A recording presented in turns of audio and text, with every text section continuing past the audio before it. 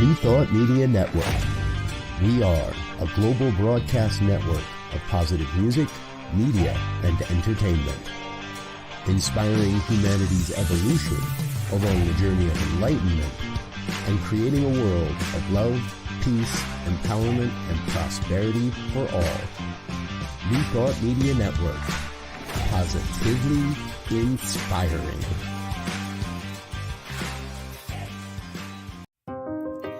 Welcome to Divine Interventions. I am Michelle Wadleigh, and my partner is Duca. We are here to marry psychological understanding with spiritual sensibilities, helping you to see the world through a filter of love and acceptance. We are here to blend the profound realms of spirituality and psychology to bring you a unique approach to practical happiness. Because we know that in the midst of life's challenges and struggles, you can find peace, joy, and fulfillment by harnessing the divine within and the power of the mind. It is our intention that each show will be a journey into the heart of what it means to be happy in a distracted world, a world that can often seem to be upside down. We'll share practices, insights, and actionable strategies to create a sense of peace and calm in your life so you too can discover the joy that lives within. If you're ready to become the architect of your own life, join us weekly as we travel together to the place within where love resides.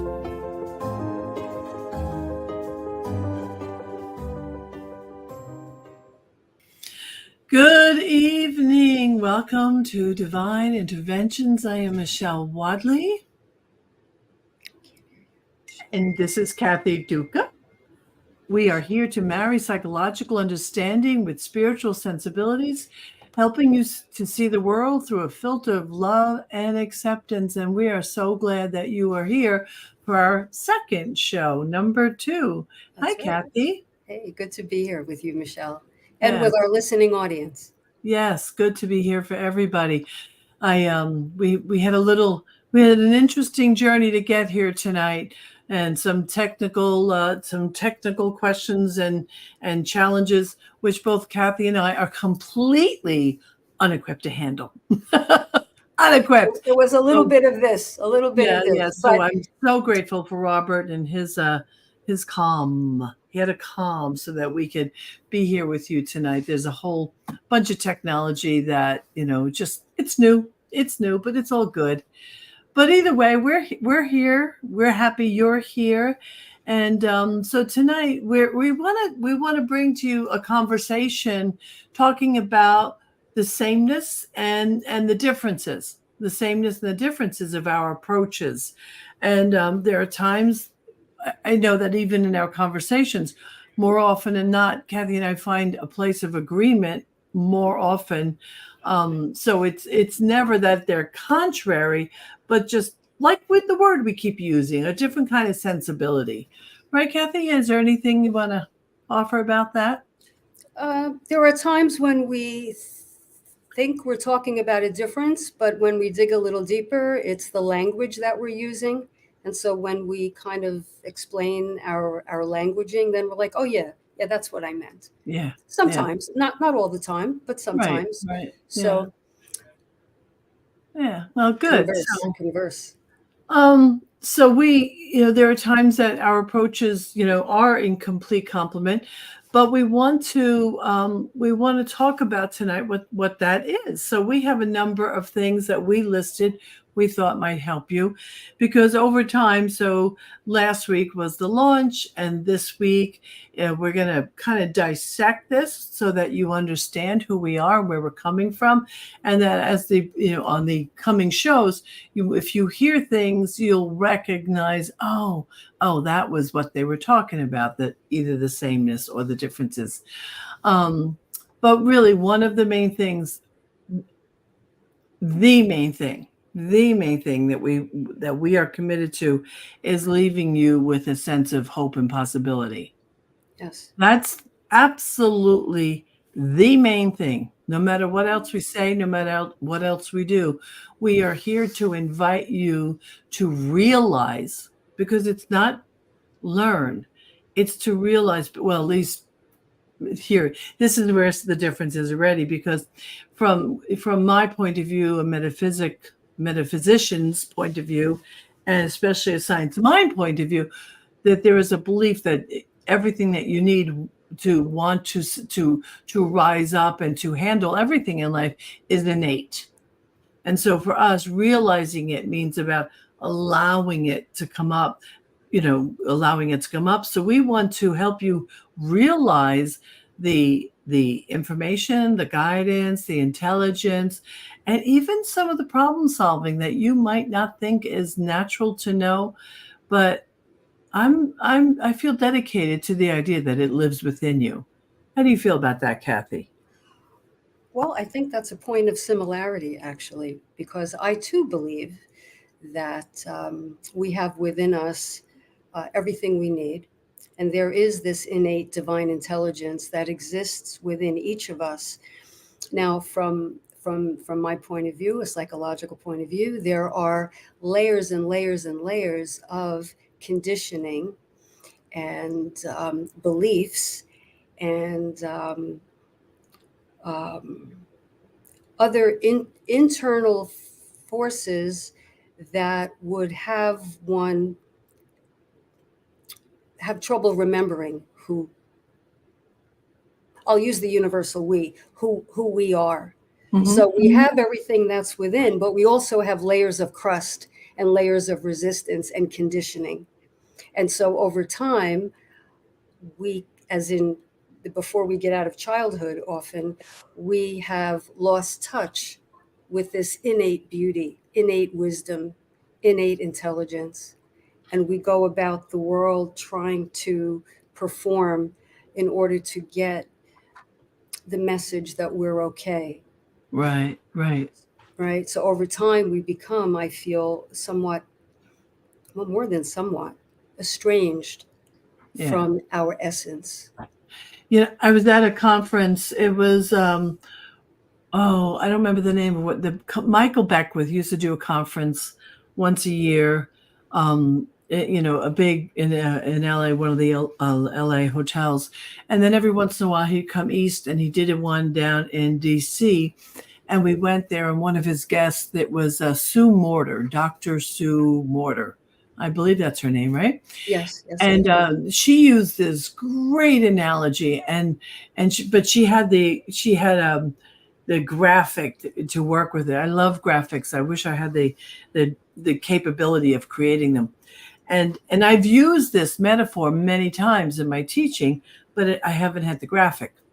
So what she said is that we are each like this 10,000 watt bulb. Mm.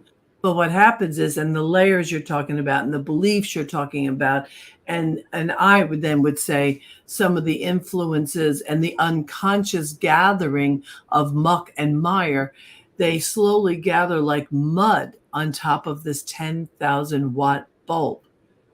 Now, it never means, the bulb is always there.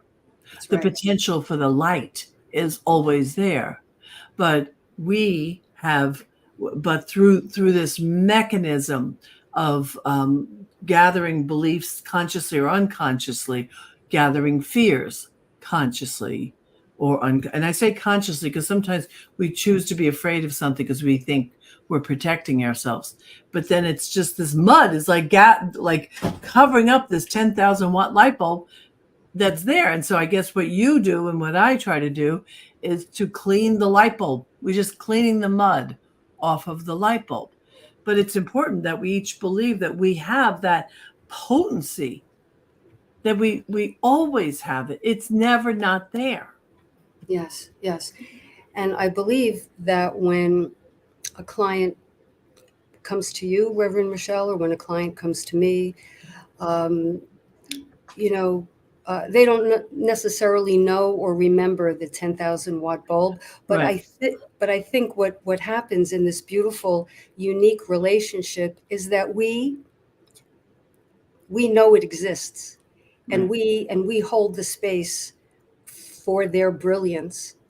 And in that atmosphere, I think of unconditional acceptance and guidance, I think that one can be gradually reintroduced to Yeah. the 10,000 Yeah. watts. Yeah. On, Yeah. on the homepage of my website, it says, this is a little plug, I guess, but it says unblock your brilliance. Mm-hmm. But that's the whole thing, unblock your brilliance. And my, the graphic is the eclipse. It looks like it's dark, but it's not dark. Right. Right. Right. Right. So Mm-hmm. similarity. Yeah. Yes. And so I guess what I feel concerned with, in a very global and on a global basis, is the amount of agreement that exists on the planet about being weak and about suffering and about being at the mercy of. And when we were first, when you kept asking me, when we were looking at the podcast and looking at the purpose, you kept asking me what was my go-to, what did I want to get across. And I kept saying to you, but it wasn't the twist we wanted. I kept saying to you, what the message I want to get across is that we're not at the mercy of anything. And yet it certainly looks like we are. To all appearances, we look like we're at the mercy of a diagnosis. We're at the mercy of someone, of unkindness. We're at the mercy of the pandemic. And I think if you and I could do anything here or anywhere, is to let people know that they have an option. They're really, really not stuck, right? I mean, that's what we do. Right. Right. Which I know for some of you listening, you might say, but I am stuck. And I get it. And then that's where we have to have enough compassion for you until you can get a glimpse of what we're talking about, and it takes a little bit. It does, for sure. Well, I think behind these layers, underneath these layers of conditioning and beliefs, worldly beliefs handed to us by our caregivers, by authority figures, by society at large, aided and abetted nowadays by, say, Instagram and everything that has the appearance of razzle dazzle and happiness. Underneath those, I would call, yes, they're beliefs, but they're illusions, lies the hidden power of our true self. And so the journey, and we may have different pathways, but I think our core objective is the same, which is to get to underneath all of that stuff and tap into, I used the word last week, wellspring, tap into that wellspring of Yep. wisdom, Yep. right? Yeah. So before the show, when we were getting ready, we have some notes for the show that we so we know where we have focused. And I just want to read to you something that we had written, albeit a number of months ago, because I think this is going to be a great conversation for us. The world is caught under the hypnosis of pain and suffering. And while there might be evidence for this, it is not ordained. You are not meant to suffer. With some shifts in your habits and attitudes, you can find a path that leads you out of the suffering. If suffering is too big of a word, then let's just say discomfort. And so we chatted a little bit about the idea of suffering and, the whys, which we're talking about now. And, you call it the layers of belief, the different layers, some of that being beliefs. So I can't remember what the difference was before when we were talking about it, though, or what. I think you were asking me to explain how I saw that we don't have to be at the mercy of that. Was that the question? yeah, yes, because I was saying that at this moment in time, plenty of people are suffering profoundly. When we look at the global events, people are really in some ways, in the likes of which have never been seen. And so they're suffering. But I think your message is that humans are not preordained to Right. suffer. It is not written any place that is part of our Right. experience. I think what happens is, I mean, this is a very simplified answer, but I think at core, those who perpetrate crimes of inhumanity, I think they are, talk about the light bulb, they are in such darkness themselves. So Mm-hmm. humans perpetrate suffering on and atrocities against other humans when Yeah. they themselves are in such utter disconnection from source or light or life. Right. Right. And It's very important here too. Again, we'll have to make sure that, because it's so easy when you're in a similar community to use jargon. So so if we're often, I think there's a global belief, a world belief that suffering is by the hands of people who are evil. And I know from my perspective, metaphysical perspective, evil is not an entity in and of itself, and that's very much a science of mind perspective. Evil is not an entity. Evil is just what you just said. Evil is caused by an act perpetrated by human onto human. And what the the importance of distinguishing that is that, because what do you do with an entity? How do you deal with something that you can't wrap your hands around or understand or approach? But if you come to realize, wow, it's just us doing it to each other, that you can start to look at and pay attention to, right? yes, yes. And I think what happens is, I'd be interested to see what you think, Reverend Michelle, is that the people who perpetrate these atrocities are so very disconnected, as I said before, and then they, the term radicalization is used quite Mhm. widely now. But I mean, you can organize. People can organize around beliefs. Mm-hmm. So if their beliefs are outgrowths of being disconnected from source or light, you can make a club out of that. Or an army. Precisely. Yeah. And so, It reminds me of Gary Zukav. I almost forgot. I almost lost his name. In his book, Seed of the Soul. And he offered a metaphor in that book, which I loved and grabbed onto it, way back in my early training. And what he said was that for people who are evil or dark or criminals or those kind of people, that they're kind of separate from their souls. Now, I don't really know the mechanism of this, but what I got from it was that because they're separate, they're not connected with that part of them that understands their impact, the cause and effect that they're part of. And they're walking around just trying to get back in touch with their soul. And I found that a really helpful idea to understand, because I want to have compassion all around too. I don't want to have compassion just for people that are easy to have compassion for.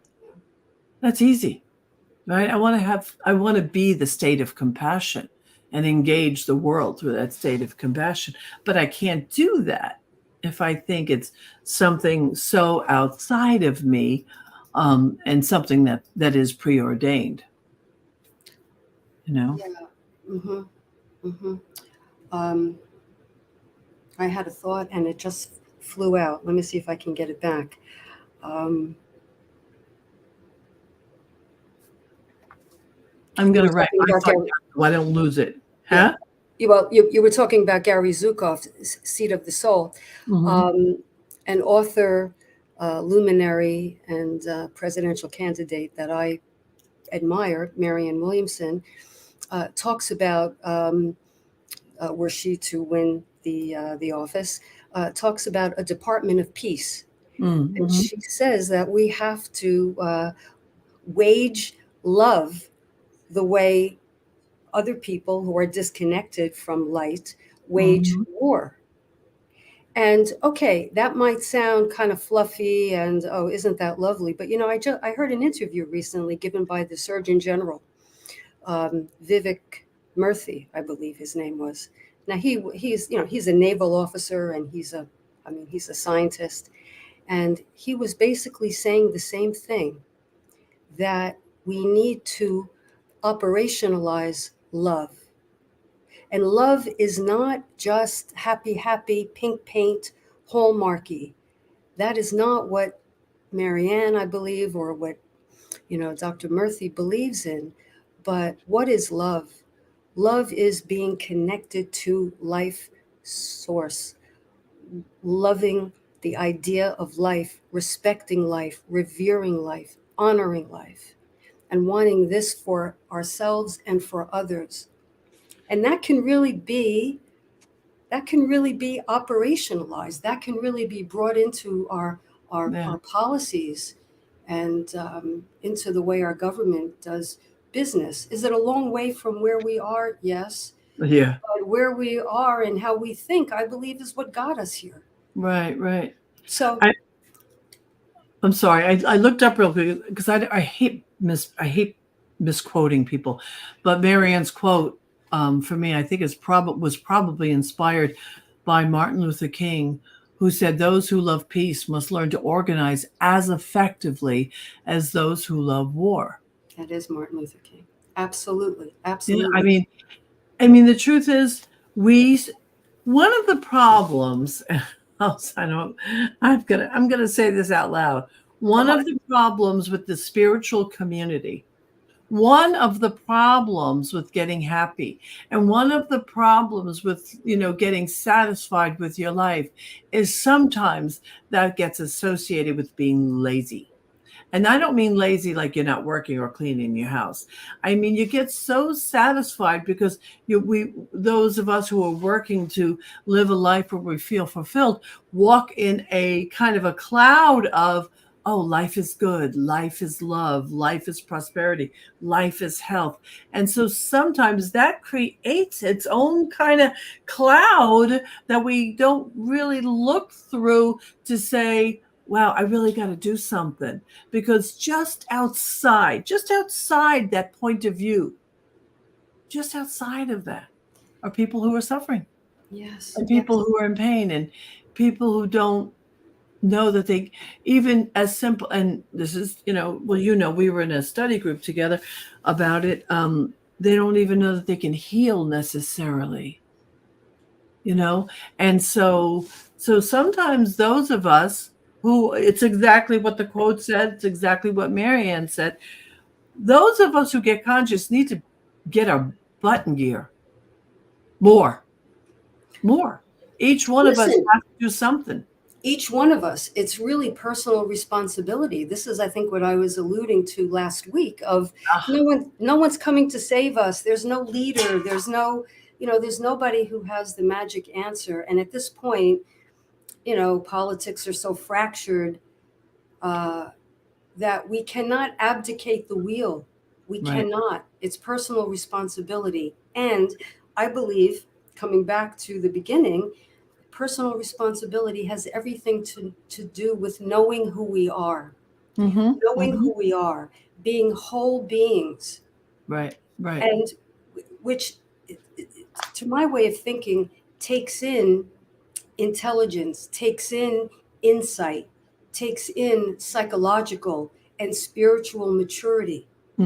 Yep. Okay. Yep. And so if I don't know who I am, and I'm off kilter, and I'm going through life, and I'm in what a colleague of mine termed comparanoia, and I'm seeing other people have it better and happier, and I'm just I love that word. Right? Comparanoia, isn't that fabulous?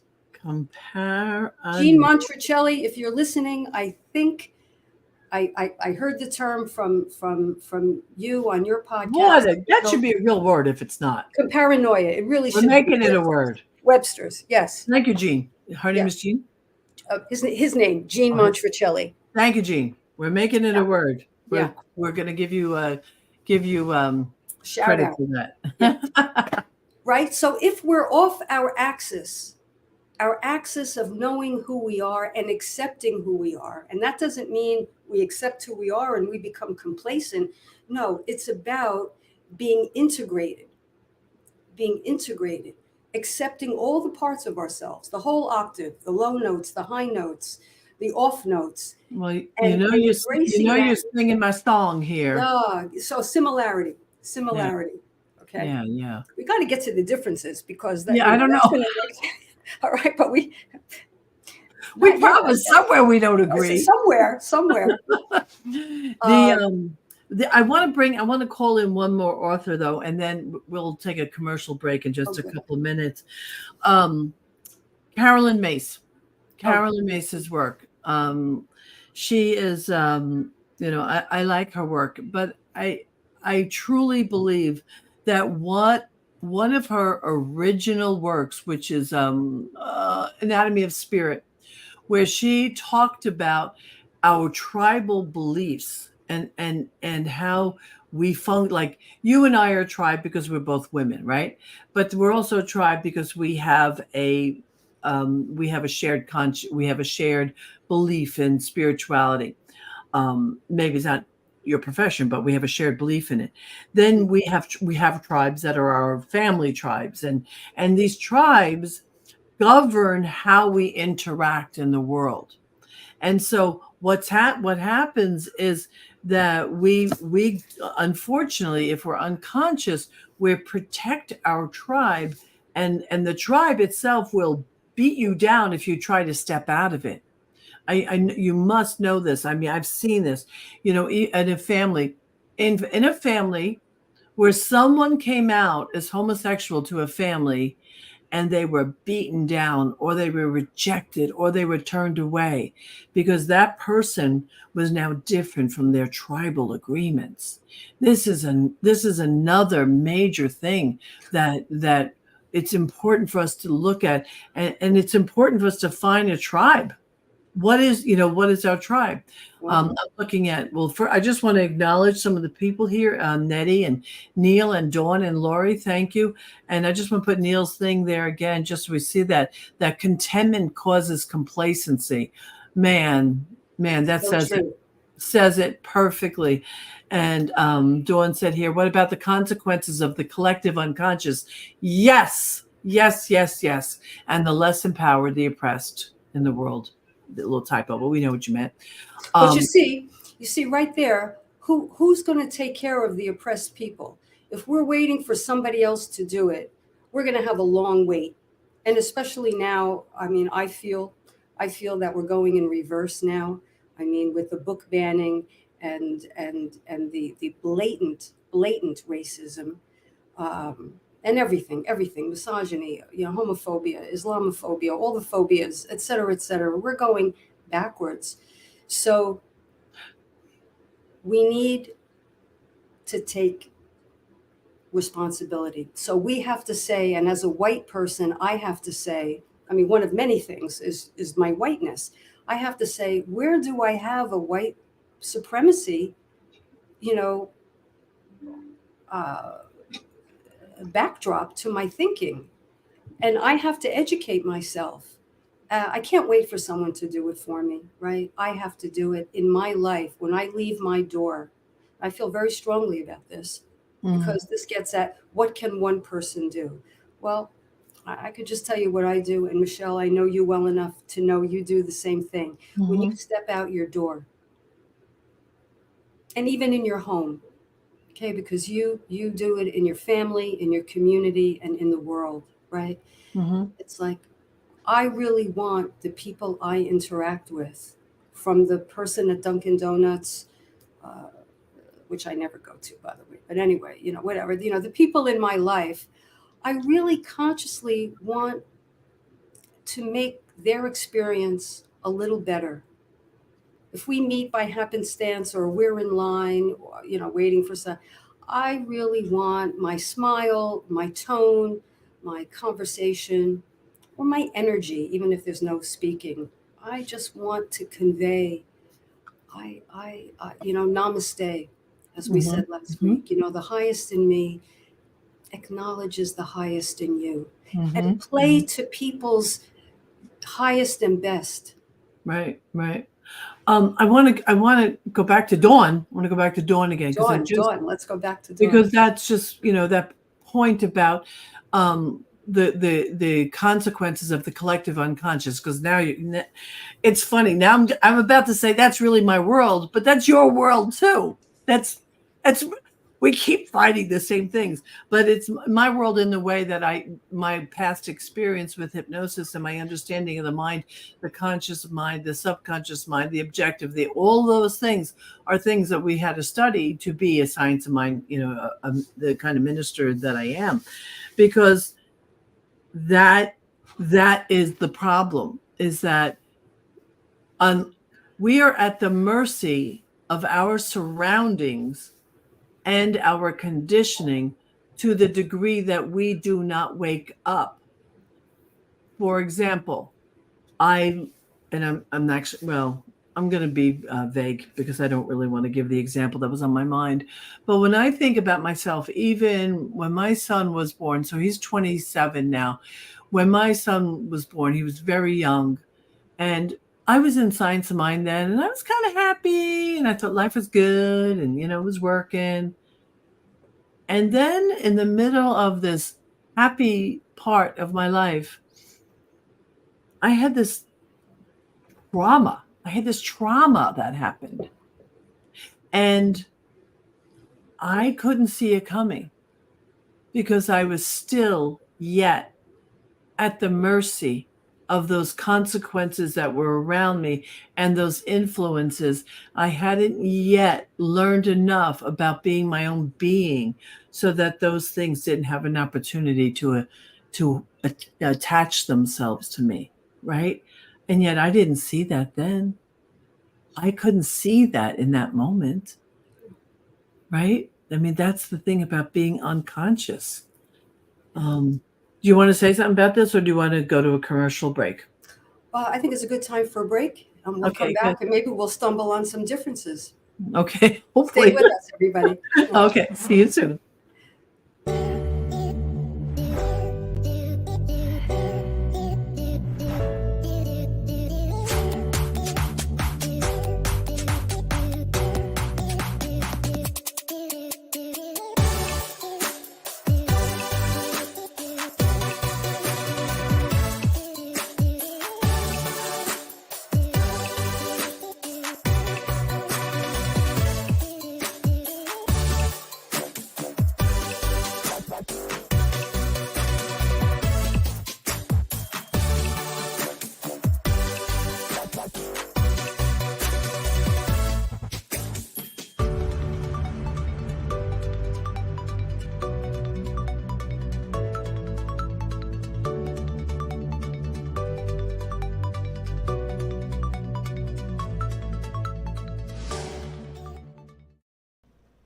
Please help us say thank you to our organizational sponsors, including the Hepperlin Foundation, Affiliated New Thought Network, International New Thought Alliance, Science of Mind Archives and Library Foundation, Center for Spiritual Living Denver, Center for Spiritual Living Midtown, New Thought Philadelphia, Planned Happiness Institute, Summit Center for Spiritual Living, One Heart Retreats, Center for Spiritual Living on the Lake, Unity Spiritual Center, Kitchener, Om Center for Spiritual Living, La Mesa, Satya Center, Center for Spiritual Living, North Jersey, Unity of Savannah, and Center for Spiritual Living, Seattle, as well as all of our individual donors.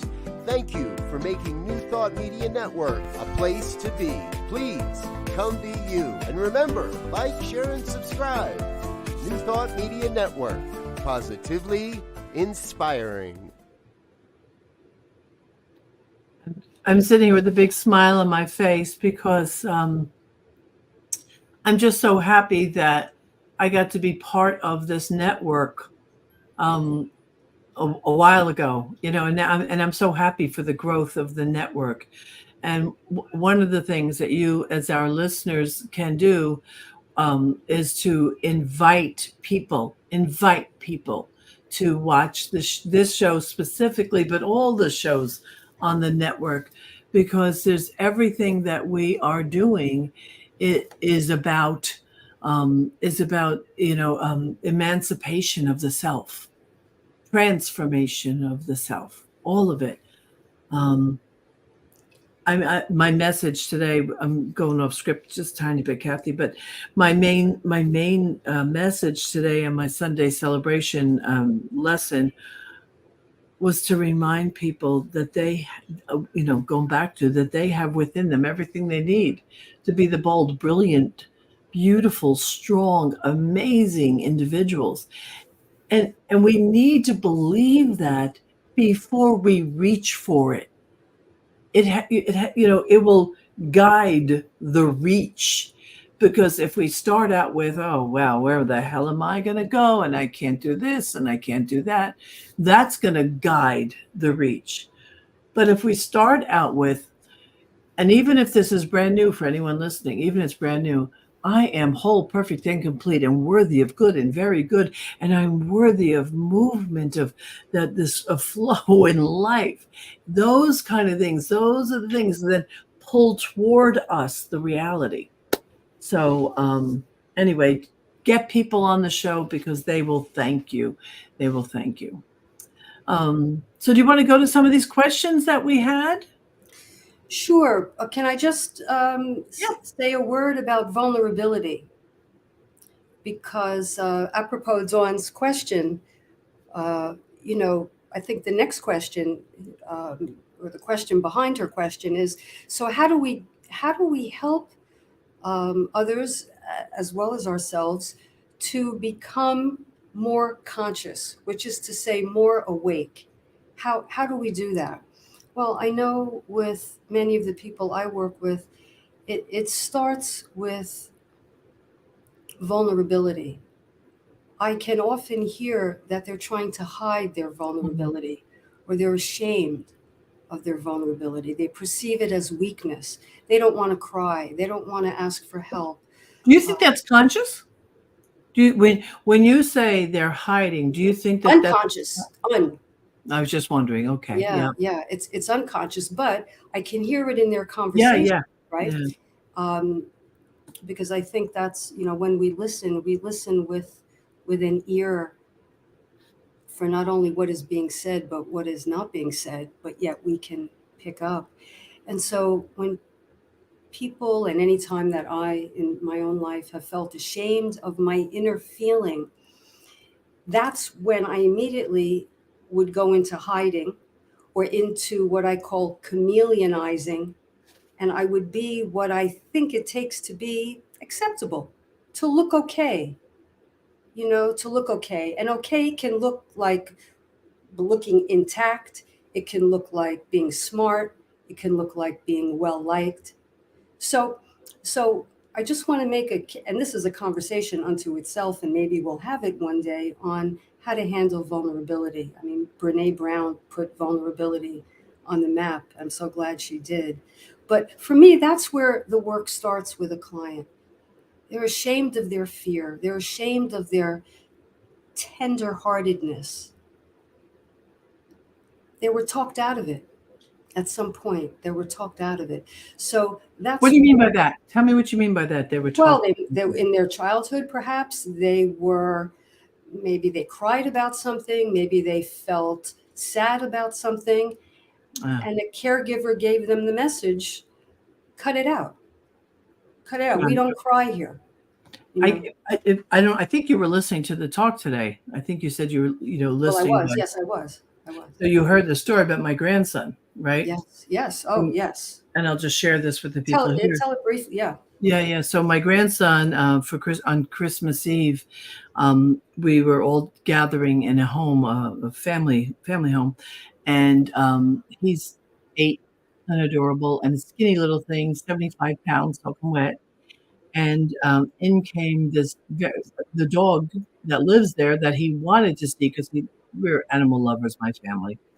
And this dog is a 150-pound mastiff, and he's huge Big. That's big. and drooly, and and he's able to actually open the door because it's one of those handles that you press down, and unknowingly he must have caught sight of people entering the house, and he came in from outside, opened the door, came in, and went immediately to my grandson and bit his hand and got his hand in his wrist at the same time. It was very traumatic. So push comes to shove. I mean, or this everybody handles things. They get him off of my grandson, which was a story in and of itself. So now we're talking about 2 weeks later. I'm babysitting the other night, and they have a lovely golden retriever, lovely, soft, mushy. This golden retriever wouldn't hurt a flea unless it was actually biting him. And what happened was William was just going to sleep while I was babysitting, and he was in that in-between state, and the dog jumped on the bed and scared my grandson half to death. So thank God. And I think my son and his wife would have done similar, but thank God I was there because I immediately drew out from him and talked to him because I wanted to honor his fear. And he said to me, he says, "Nana, I'm afraid all the time now of dogs." And I said, "Well, you make sure you tell your mom and dad every time you have your dream, because you want them to know, and you don't want that energy there." But here it was, there was a listening for it. So you're right. So had I just like, "Oh, go back to sleep, you're okay, no problem," he wouldn't have had the invitation to be his vulnerable self. That's it. And, there are probably a lot of children tonight bitten by dogs who are hearing, there's nothing to be afraid of. There's nothing to be afraid of. And of course, you want William to move through this fear so that he can feel, once again, comfortable with the other dog, the sweet, gentle dog, but not by dismissing his fears Right, or talking him out of it or cheering him up. You have to hear the truth of what he feels. That's the golden retrieval Yeah. of the inner. Right. Yeah, I am grateful every day that I know what I know, that I can be the kind of grandmother that I can be. And those of you who are listening with children or grandchildren or nieces and nephews, draw them out, love on them, listen to them, and always say, "What else do you want me to know?" Right? That's just such a great question. What else do you want me to know about this? Tell me about this. Talk to me about this. Because that really does make all the difference in the world. It's and I'm watching my granddaughter grow, and she's like 9, going on like 15. And I'm like, oh my God. So that's another interesting thing. Now I want her to be vulnerable, but I also know what goes on in the world. So I have to be careful not to tamp down her beauty and her enthusiasm and her essence and her innocence that's still very much intact. Oh, yes. But I feel protective because I've seen it, I've experienced it, I've lived at the hands of it. This isn't about vulnerability. I just went off on a tangent there. No. I mean, it's important because I don't think either one of us is talking about wearing vulnerability on our sleeves all the time. It's Yeah. but it's about being willing and able, through encouragement and guidance, Right. to tap into the vulnerability in a safe atmosphere. Mm-hmm. Mm-hmm. Right? And when we do that, we discover and make contact with that deeper self, and that leads to integration.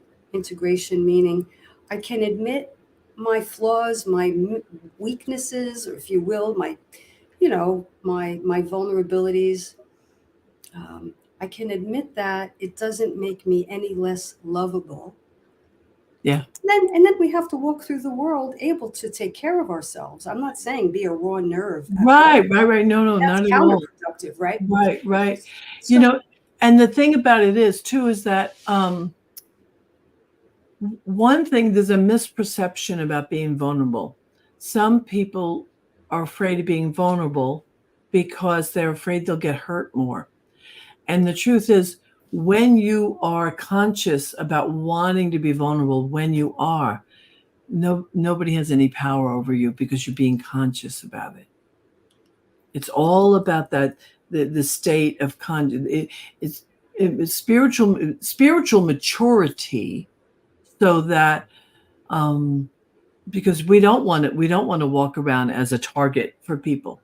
We don't. But what I know is that when I'm being fully who I am, no one can do anything to me. I mean, physically, yes, but if I'm intact, I'm also safe. because when we can't touch the depths of who we are, we stay in fear of that part. We Yeah. stay in fear Right, of right. our vulnerability. Right. And then that automatically leads to a state of heightened fear. Right. It's almost like having to look over your own shoulder, Yeah.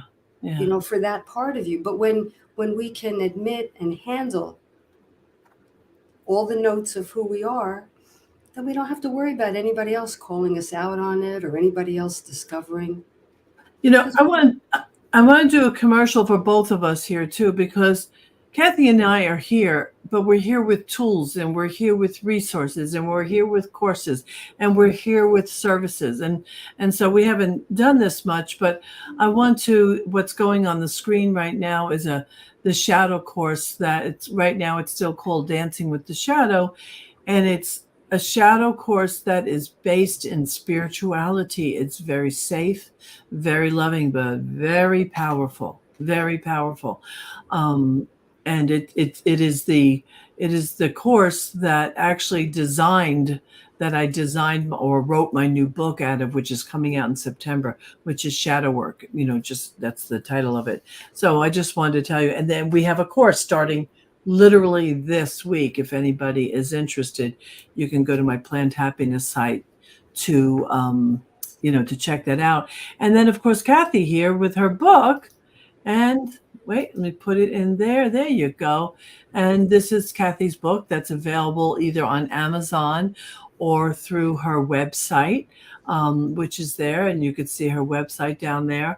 And so this is what we do. This is why it's almost why we breathe, and why we came to lean on each other, and how we discovered or how we decided to be in this kind of conversation and this interaction.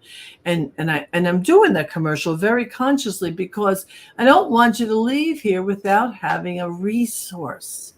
And these are some of the resources that you can lean on, And we're going to be adding to this, I think, in every episode, because we want our listeners to come away with something tangible, or at least have a resource to go to that can bring them deeper into these aspects of. I got to call out your wife again, though. Here it goes. Those who have a strong sense of love and belonging have the courage to be imperfect. Yeah. Okay, so. Beautiful. Thank you. Yeah. That was a new conversation. Remember, we only have a few minutes. Yeah. Can I say something about tribe? Yeah. Please do. Talking and it flew out of my head, but I just want to So tribes are very important. In evolutionary terms. Yes. We came from people who had to belong to a tribe because alone you'd get eaten or killed. So you needed to be part of a group, and everybody had a role.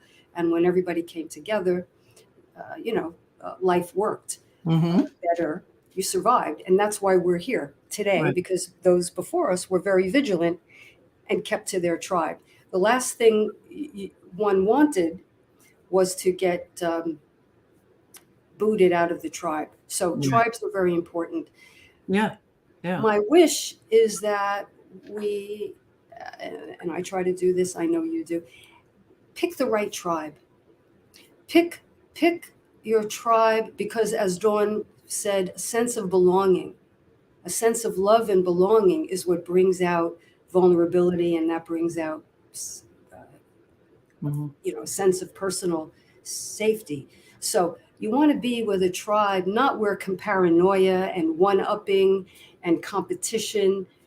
You want to be with a tribe that accepts you because they accept themselves. And you want to be someone's tribe to offer acceptance and love and belonging, because it is in that atmosphere.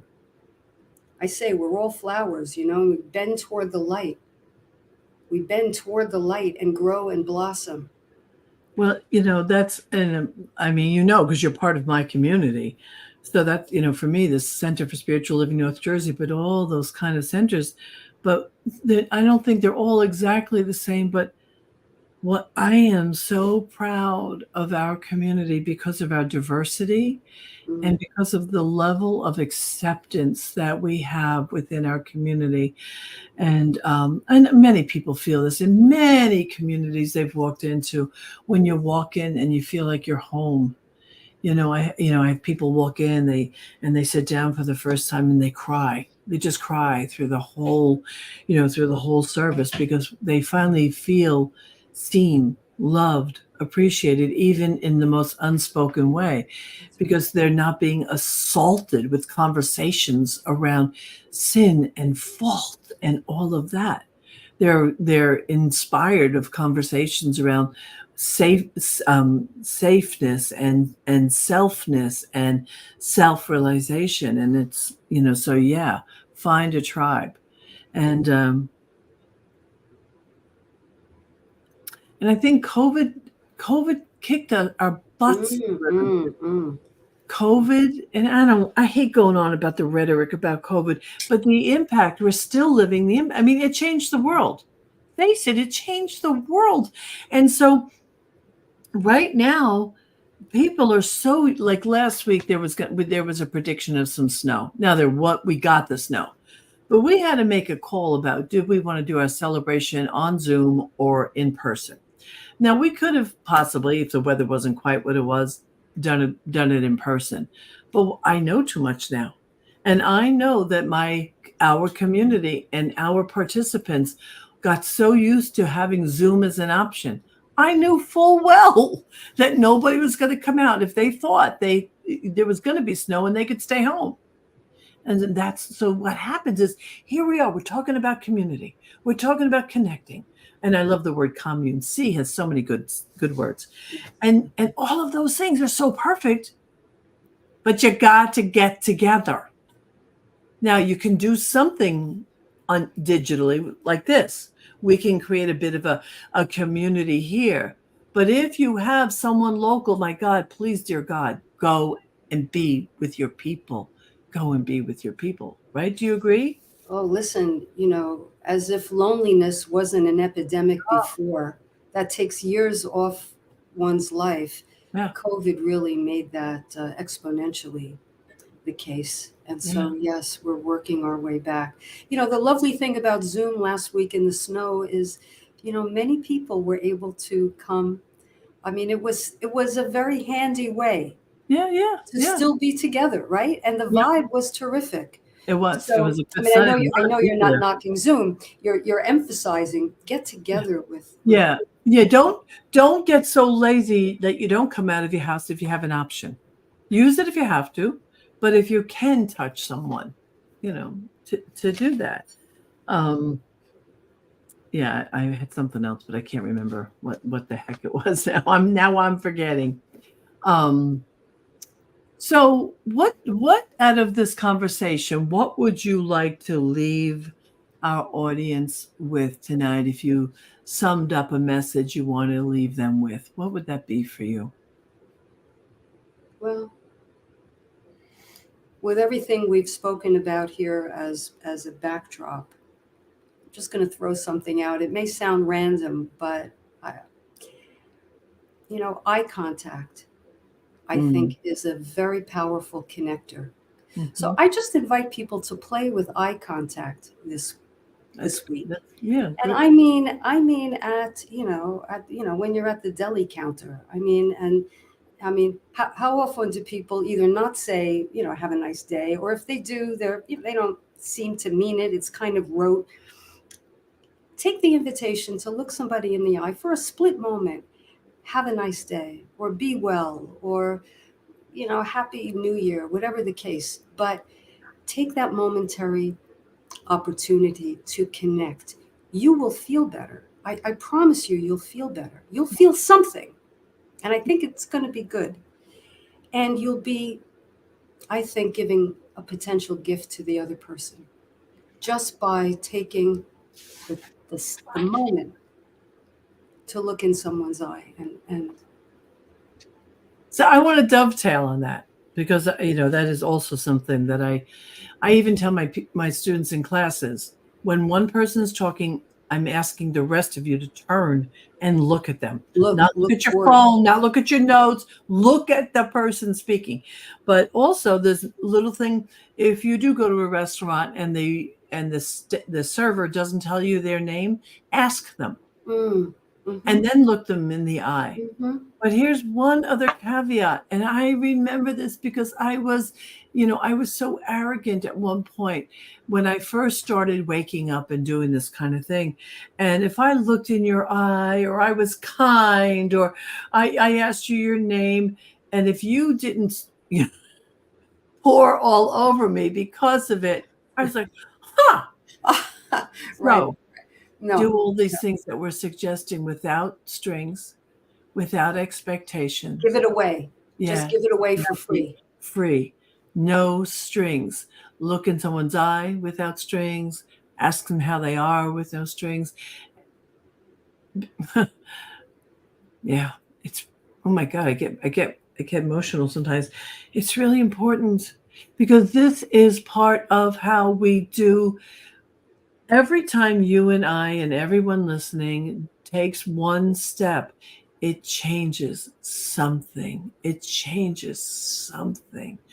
We must be the love warriors that change, what's around us.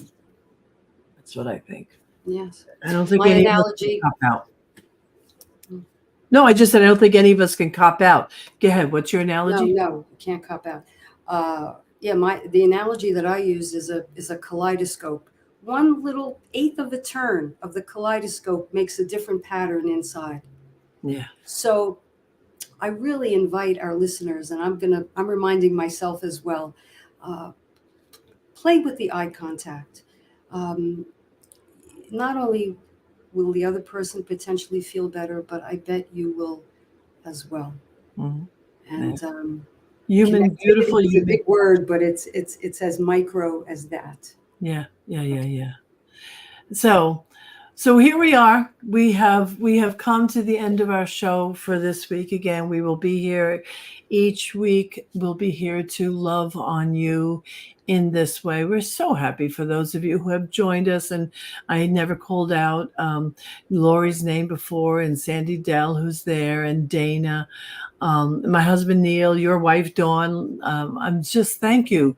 And for the names, I can't see all your names. If I haven't called you out, I haven't called your name. It's because I can't see it.